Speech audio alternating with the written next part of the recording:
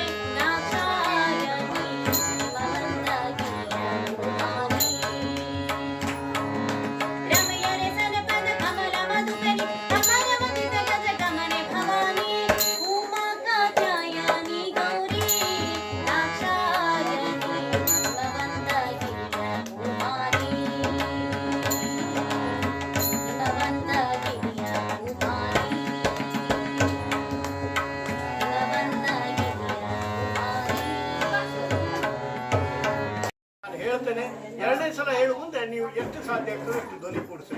Okay, ನಿಮ್ಮನ್ನೆಲ್ಲ ಸೇರಿಸಿ ಒಂದು ಭಜನೆ ಅಥವಾ ಭಕ್ತಿಗೀತೆ ಹೇಳಬೇಕು ಅನ್ನುವಂಥದ್ದನ್ನು ಪ್ರಾರಂಭದಲ್ಲಿ ನಾವು ಸಂಕಲ್ಪ ಮಾಡಾಗಿತ್ತು. ಹಾಗಾಗಿ ತಾವೆಲ್ಲ ಇದಕ್ಕೆ ಸಹಕಾರ ನೀಡ್ತೀರಿ ಅಂತ ತಿಳ್ಕೊಂಡು ಈ ಒಂದು ಭಜನೆಯನ್ನು ಅಥವಾ ಭಕ್ತಿಗೀತೆಯನ್ನು ಪ್ರಾರಂಭ ಮಾಡ್ತೀವಿ.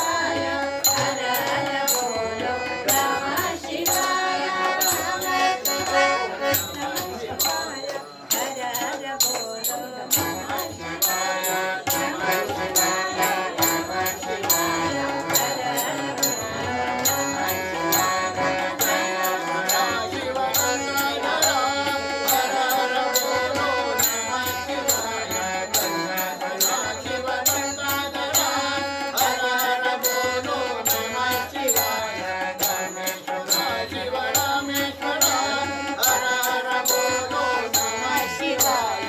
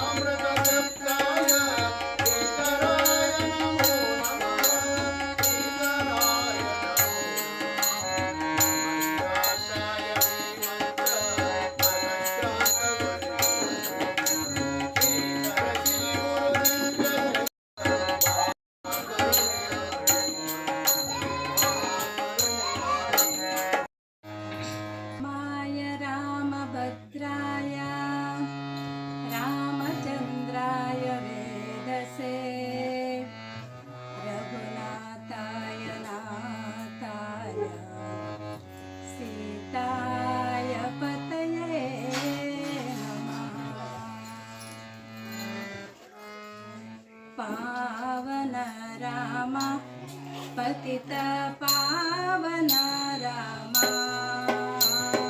ಪಾವನ ರಾಮ ಪತಿತ ಪಾವನ ರಾಮ ಪಾವನ ರಾಮ ಪತಿತ ಪಾವನ ರಾಮ ಜಗದ ವಿರಾಮ ದಶರಥ ರಾಮ ಪಾವನ ರಾಮ ಜಗದ ವಿರಾಮ ದಶರಥ ರಾಮ ಪಾವನ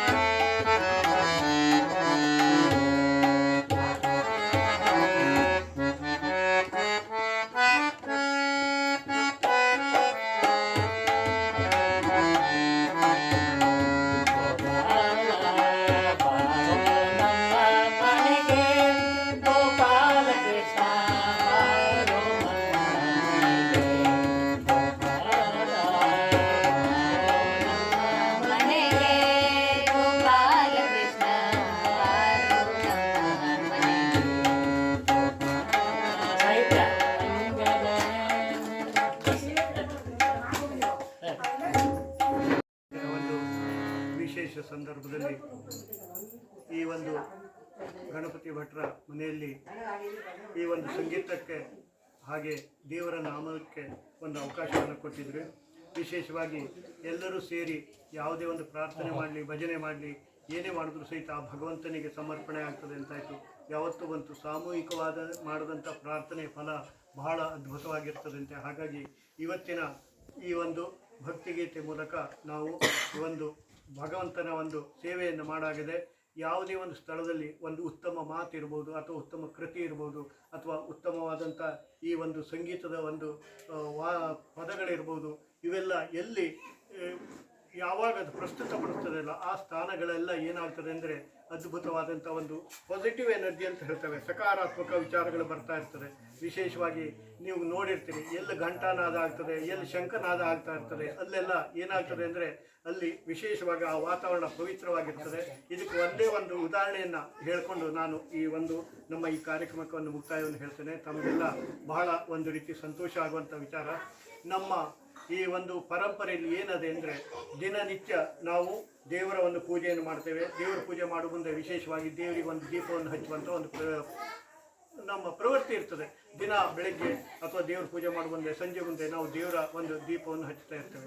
ಆದರೆ ಕೆಲವು ಮಂದಿ ಏನು ಮಾಡ್ತಾರೆ ಅಂದರೆ ಅದಕ್ಕೆ ಇನ್ನೂ ಒಂದು ಹೆಜ್ಜೆ ಮುಂದೆ ಹೋಗಿ ದಿನನಿತ್ಯ ಅಗ್ನಿ ಕಾರ್ಯವನ್ನು ಮಾಡುವಂಥ ವಿಶೇಷ ಶಕ್ತಿಯನ್ನು ಅಂದ್ರೆ ಒಂದು ಪರಿಪಾಠವನ್ನು ಬೆಳೆಸ್ಕೊಂಡಿರ್ತಾರೆ. ನಿತ್ಯ ಅವರು ಅಗ್ನಿ ಕಾರ್ಯ ಮಾಡೇ ತಮ್ಮ ಉಪಹಾರವನ್ನು ಬೆಳಗ್ಗಿನ ಸೇವಿಸ್ತಾ ಇರ್ತಾರೆ. ಬೆಳಗಿನ ಸಮಯದಲ್ಲಿ ಅವರು ಅಗ್ನಿ ಕಾರ್ಯ ಮಾಡೋದು ಬೇರೆ ಕೆಲಸ ಮಾಡೋದಿಲ್ಲ. ಇದರ ಪರಿಣಾಮ ಏನು ಅಂತ ಹೇಳಿದ್ರೆ ನೋಡೋಣ ಅಷ್ಟೇ. ಮಾಡ್ತಾರೆ ಕರೆ ಏನು ಅದರ ಪರಿಣಾಮ ಅಂತೇಳಿ ತಮಗೆಲ್ಲ ಗೊತ್ತು. ಈಗ ಒಂದು 30-35 ವರ್ಷದ ಹಿಂದೆ ಭೂಪಾಲದಲ್ಲಿ ಒಂದು ಅತ್ಯಂತ ಭೀಕರವಾದಂಥ ಒಂದು ಘಟನೆ ನಡೆಯಿತು. ಬೆಳಗಿನ ಜಾವ 3 ಗಂಟೆಗೆ ಒಂದು ಹೀಗೆ ಫ್ಯಾಕ್ಟ್ರಿಯಲ್ಲಿ ಇರುವಂಥ ಒಂದು ಅನಿಲ ಸೋರಿಕೆ ಆಗಿ ಅದರ ಒಂದು 30 ಕಿಲೋಮೀಟರ್ ಒಂದು ವ್ಯಾಪ್ತಿ ಅಂತ ಹೇಳ್ತೇವೆ. ಅಲ್ಲಿರುವಂಥ ಪ್ರತಿಯೊಬ್ಬರು ಮಲ್ಕೊಂಡೇ ಇದ್ರು, ಎದ್ದೇ ಇಲ್ಲ ಬೆಳಗ್ಗೆ. ಅಷ್ಟು ಅದ್ಭುತವಾದಂಥ ವಿಶಾಲದಿಂದ ಆ ಸುತ್ತಮುತ್ತಲಿನ ವಾತಾವರಣದಲ್ಲಿ ಇದ್ದವರೆಲ್ಲ ಹಸುನೀಗಿದ್ರು. ಆದರೆ ಅದು 30 ಕಿಲೋಮೀಟರ್ ವ್ಯಾಪ್ತಿಯಲ್ಲಿ ಅದು ಹರಡಿದ್ರು ಸಹಿತ ಕೇವಲ ದುರಂತ ಆದಂಥ ಒಂದು ಸ್ಥಳದಿಂದ 1.5 ಕಿಲೋಮೀಟರ್ ಅಷ್ಟೇ ಎಲ್ಲಿ ಸೋರಿಕೆ ಆಗಿತ್ತು, ಇನ್ನು 1.5 ಕಿಲೋಮೀಟರ್ ದೂರದಲ್ಲಿರುವಂಥ ಒಂದು ಮನೆಯಲ್ಲಿರುವಂಥ ವ್ಯಕ್ತಿಗಳು ಬೆಳಗ್ಗೆ ಹೇಗೆ ಏಳಬೇಕಿತ್ತು ಆ ರೀತಿ ಸಹಜವಾಗಿ ಮೇಲೆ ಎದ್ರು ಅಂತಾಯ್ತು. ಅವ್ರಿಗೆ ಏನೂ ಅನಿಸೇ ಇಲ್ಲ. ಈಗ ಆಗದೆ ಹೇಳೋ ಘಟನೆ ನಡೆದದೆ ಅಂತಲೂ ಗೊತ್ತಾಗಿಲ್ಲ. ಯಾಕೆ ಅಂತ ಹೇಳುವಂಥದ್ದನ್ನು ಸಂಶೋಧನೆ ಮಾಡಲಿಕ್ಕೆ ಅಂತ ಗೊತ್ತಾಯಿತು. ದಿನನಿತ್ಯ ಅವ್ರ ಮನೆಯಲ್ಲಿ ಅಗ್ನಿ ಕಾರ್ಯ ಮಾಡ್ತಿದ್ರಂತೆ. ಆ ಅಗ್ನಿ ಕಾರ್ಯ ಮಾಡೋದ್ರಿಂದ ಬರುವಂತಹ ಹೋಮ ಮತ್ತು ಆ ವಾತಾವರಣದಿಂದ ಆ ವಿಷಾನಿಲ್ಲ ಅವ್ರ ಮನೆಯೊಳಗೆ ಹೋಗಲೇ ಇಲ್ಲ ಅಂತಾಯ್ತು. ಎಷ್ಟು ಅದ್ಭುತವಾದಂಥ ಒಂದು ಪ್ರಕ್ರಿಯೆಯನ್ನು ನಮ್ಮ ಪೂರ್ವಜರು ನಮ್ಗೆ ಹೇಳ್ಕೊಟ್ಟಿದ್ದಾರೆ. ಹಾಗಾಗಿ ನೀವು ನಿತ್ಯ ಮನೇಲಿ ಹಚ್ಚುತ್ತಾ ಇರುವಂಥ ದೀಪ ಇರ್ಬೋದು, ತುಪ್ಪದ ದೀಪ ಇರ್ಬೋದು, ಅಥವಾ ಗಂಟೆನಾದ ಇರ್ಬೋದು, ಶಂಕನಾದ ಇರ್ಬೋದು, ಇವಕ್ಕೆಲ್ಲ ವೈಜ್ಞಾನಿಕ ತಳಹದಿಯಲ್ಲಿ ನಮ್ಮ ಅತ್ಯುತ್ತಮವಾದಂಥ ಒಂದು ಮನಸ್ಥಿತಿ ಇರಲಿ, ಒಂದು ಆರೋಗ್ಯಕರವಾದಂಥ ವಾತಾವರಣ ಇರಲಿ, ಮನೆಯಲ್ಲಿರುವಂಥ ಏನಾದರೂ ಒಂದು ನಮ್ಮಲ್ಲಿರುವಂಥ ಭಿನ್ನ ಭೇದಾದಿಗಳಿದ್ದರೂ ಸಹಿತ ನಿವಾರಣೆ ಮಾಡುವಂಥ ಶಕ್ತಿ ಈ ವಿಶೇಷವಾದಂಥ ನಮ್ಮ ಆಚರಣೆಯಲ್ಲಿ ಇರ್ತದೆ. ಅದರಲ್ಲಿತ್ತು ಈ ಸಂಗೀತ ಹೇಳುವಂಥದ್ದು ಎಲ್ಲರನ್ನೂ ಗೆಲ್ಲುವಂಥ ಒಂದು ವಿಶೇಷ ಶಕ್ತಿಯನ್ನು ಹೊಂದುತ್ತಾ ಇದು ನಮ್ಮ ಭಾರತೀಯ ಕೊಡುಗೆ. ಇದು ಹೇಳ್ತೇನೆ, ಸಂಗೀತ, ವೇದ ಮತ್ತು ಯೋಗ ಇವು ಮಾತ್ರ ನಮ್ಮ ಭಾರತೀಯ ವಿಶೇಷವಾದಂಥ ಒಂದು ಕೊಡುಗೆ. ಹಾಗಾಗಿ ಇದನ್ನು ನಾವು ಕಾಪಾಡಿಕೊಳ್ಳಿಕ್ಕೆ ಹೋಗೋಣ. ಪ್ರತ್ಯಕ್ಷವಾಗಿ ಹೇಳಬೇಕು ಅಂದರೆ ಹಿಂದೆಲ್ಲ ಕಲೆಗೆ ರಾಜರ ಒಂದು ಸಹಕಾರ ಇರ್ತಿತ್ತು. ರಾಜರ ಅದಕ್ಕೆ ಒಂದು ವಿಶೇಷವಾದಂಥ ಆಶ್ರಯ ಕೊಡ್ತಾ ಇದ್ರು. ಆದರೆ ಈಗ ಪ್ರಜೆಗಳೇ ರಾಜರಿದ್ದಾರೆ. ಯಾರು ಆ ಒಂದು ಸಂಗೀತಕ್ಕೋ ಯಾವುದೇ ಒಂದು ಕಲೆಗೆ ಪ್ರೋತ್ಸಾಹ ಕೊಡ್ತಾರಲ್ಲ ಅವತ್ತು ಅವರೇ ರಾಜರು. ಹಾಗಾಗಿ ಇವತ್ತು ನಮ್ಮ ಕಣ್ಣು ಮುಂದೆ ಈ ಒಂದು ಕಲೆಗೆ ಒಂದು ಅವಕಾಶವನ್ನು ಕೊಟ್ಟು ಇಲ್ಲಿ ಪ್ರಸ್ತುತಪಡಿಸ್ಲಿಕ್ಕೆ ಅವಕಾಶ ಕೊಟ್ಟಂಥ ಶ್ರೀಯುತ ಗಣಪತಿ ಭಟ್ರವರಿಗೆ ನಾವು ಅತ್ಯಂತ ಹೃತ್ಪೂರ್ವಕವಾಗಿ ಚಪ್ಪಾಳೆ ಮೂಲಕ ಅವರಿಗೆ ಧನ್ಯವಾದವನ್ನು ಹೇಳಲಿಕ್ಕೆ ಇಷ್ಟಪಡ್ತೇವೆ. ಹಾಗಾಗಿ ಇಂಥ ಒಂದು ಅವಕಾಶಗಳು ಇನ್ನೂ ಹೆಚ್ಚು ಸಿಗಲಿ. ಕಲಾವಿದರಿಗೆ ಬೇರೆ ಎಲ್ಲಕ್ಕಿಂತಲೂ ವಿಶೇಷವಾಗಿ ವೇದಿಕೆ ಕೊಟ್ಟರೆ ಅಂದರೆ ಅದರಿಂದ ಸಿಗುವಂಥ ಸಂತೋಷ ಮತ್ತು ಯಾವುದೂ ಅಲ್ಲ. ಅವ್ರು ಮಾಡಿದಂಥ ಪರಿಶ್ರಮಕ್ಕೆ ಅದು ಒಂದು ಅತ್ಯಂತ ನಮ್ಮ ಒಂದು ಸಮಾಜದ ಒಂದು ಕೊಡುಗೆ. ಅವ್ರನ್ನ ನಾವು ಎತ್ತಿ ಹಿಡಿಯುವಂಥ ಕೆಲಸ. ಹಾಗಾಗಿ ಧಾರವಾಡದ ಯಾವುದೋ ಒಂದು ಕಡೆಯಲ್ಲಿರುವಂಥ ಈ ಒಂದು ರಮ್ಯಾ ಕುಲಕರ್ಣಿ ಅಂತ ಹೇಳುವಂಥವ್ರು ನಮ್ಮೆಲ್ಲರ ಎದುರಿಗೆ ಬಂದು ನಮ್ಮ ಜೊತೆ ಬೆರೆತು ಹೀಗೆ ಒಂದು ಸಂಗೀತ ಕಾರ್ಯಕ್ರಮವನ್ನು ಕೊಡಬೇಕು ಅಂದರೆ ಅದು ಯಾವುದೋ ಒಂದು ಪೂರ್ವಜನ್ಮದ ಪುಣ್ಯ ಅಂತ ಹೇಳಬೇಕು. ಅದರ ಜೊತೆ ನಮ್ಮ ರಮೇಶ್ ಭಟ್ರು ಸಹಿತಿದ್ದಾರೆ. ಅದರ ಜೊತೆ ನಮ್ಮ ಇದೇ ಊರಿನವರಾದಂಥ ಶ್ರೀಪತಿ ಹೆಗಡೆಯವರಿದ್ದಾರೆ. ಇದೆಲ್ಲ ನಮ್ಮ ಸುಯೋಗ. ಒಂದು ಕಡೆ ಕೂತ್ಕೊಂಡು ನಾವು ಇವತ್ತು ಈ ರೀತಿಯ ಒಂದು ಕಾರ್ಯಕ್ರಮವನ್ನು ಪ್ರಸ್ತುತಪಡಿಸ್ತಾ ಇದ್ದೇವೆ ಅಂದರೆ ನಮ್ಮೆಲ್ಲರ ಸುಯೋಗ ಅಂತ ತಿಳ್ಕೊಂಡು ನಾನು ಮತ್ತೊಮ್ಮೆ ಹೃತ್ಪೂರ್ವಕವಾದಂಥ ಧನ್ಯವಾದವನ್ನು ಹೇಳ್ತಾ ಇಷ್ಟಪಡ್ತೇನೆ. ಧನ್ಯವಾದ.